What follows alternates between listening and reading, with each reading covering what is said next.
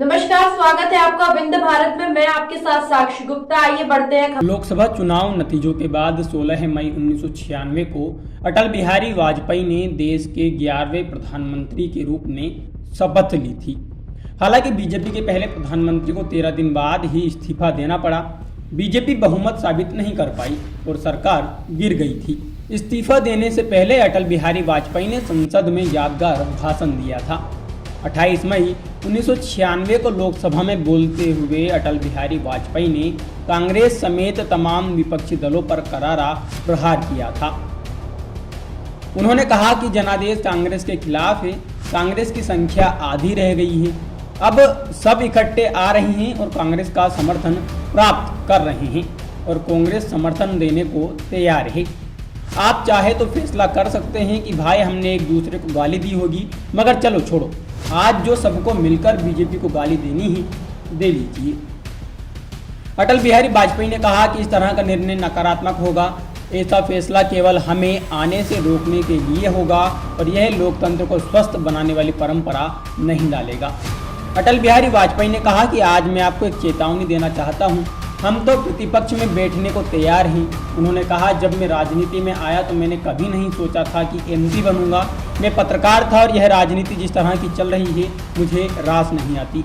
मैं तो छोड़ना चाहता हूं, मगर राजनीति मुझे नहीं छोड़ती। फिर भी विरोधी दल का नेता हूं, आज प्रधानमंत्री हूं और थोड़ी देर बाद प्रधानमंत्री नहीं रहूँगा। उन्होंने संसद में बोलते हुए कहा कि प्रधानमंत्री बनने से मेरा हृदय आनंद से उछलने लगा। ऐसा नहीं हुआ। जब मैं सब कुछ छोड़कर चला जाऊंगा तब भी मेरे मन में किसी तरह का पछतावा नहीं होगा। ऐसा होने वाला नहीं है। मुझ पर आरोप लगाया गया है और यह आरोप मेरे हृदय पर घाव कर गया है।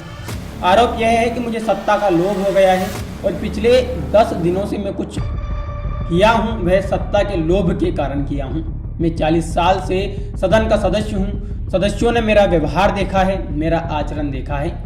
जनता दल के मित्रों के साथ मैं सत्ता में भी रहा हूं। कभी हम सत्ता के लोभ से गलत काम करने के लिए तैयार नहीं हुए। अटल बिहारी वाजपेयी ने कहा कि 40 साल का मेरा राजनीतिक जीवन खुली किताब है, लेकिन जनता ने जब भारतीय जनता पार्टी को सबसे बड़े दल के रूप में समर्थन दिया तो क्या जनता की अवज्ञा होनी चाहिए? जब राष्ट्रपति ने मुझे सरकार बनाने के लिए बुलाया और कहा कि 31 तारीख तक बहुमत सिद्ध कीजिए, तो क्या मैं मैदान छोड़कर चला जाता? कुछ मित्रों की कोशिश थी कि कोई चर्चा ना हो, तत्काल वोट ले लिया जाए और वह यहाँ से निकलते ही कुर्सी पर जाकर बैठ जाएं। इसी बीच विपक्षी सदस्यों की ओर से आवाज़ ऐसा ही होगा। अटल बिहारी वाजपेयी ने कहा कि उधर से आवाज़ आ रही है कि ऐसा ही होगा और आवाज़ कांग्रेस की बेंचों से आ रही है। हमारे और मित्र थोड़ा सा सावधान रहें। संसद में मैंने 40 साल गुजारे हैं, ऐसे क्षण बार बार आए हैं। सरकार बनी है और बदली है। हर कठिन परिस्थिति में भारत का लोकतंत्र बलशाली होकर निकला है। अटल बिहारी वाजपेयी ने कहा कि हमारा क्या अपराध है, हमें क्यों कटघरे में खड़ा किया जा रहा है। यह जनादेश ऐसे ही नहीं मिला, हमने मेहनत की है और इसके पीछे वर्षों का संघर्ष है। हम देश सेवा कर रहे हैं और निस्वार्थ भाव से और पिछले 40 सालों से ऐसे ही करते आ रहे हैं। अटल के ये भाषण आज भी भारतीय इतिहास में अमर है और हमेशा याद किया जाता है। फिलहाल के लिए इतना ही। खबरों का सिलसिला लगातार जारी है, बने रहिए हमारे साथ। नमस्कार।